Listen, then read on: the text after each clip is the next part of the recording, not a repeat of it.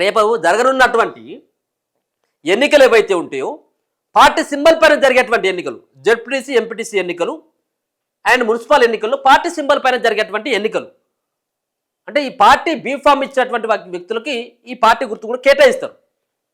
కాబట్టి రేపు జరగనున్నటువంటి TRP party యొక్క బలం ఎంత ఉంది అని చెప్పేసి రేపు వాళ్ళకు వాళ్ళు నిరూపించుకోవడానికి కానీ మిగతా పార్టీలు ఒక అంచనా వేయడానికి కానీ సరైనటువంటి టైంలోనే ఆ పార్టీకి ఒక గుర్తింపు అయితే లభించడం జరిగింది. దాంట్లో భాగంగానే కత్తెర గుర్తును ఇవ్వడం జరిగింది.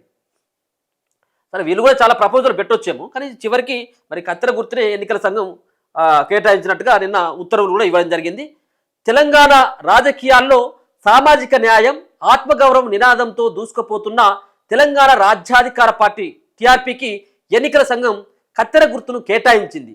ఈ మేరకు తెలంగాణ రాజ్యాధికార పార్టీ అధ్యక్షుడు శాసనమండలి సభ్యులు తీన్మార్ మల్లన్న హర్షం వ్యక్తం చేశారు. ఇక నుంచి కత్తెర సామాన్యుడి ఆయుధం కాబోతుందన్నారు.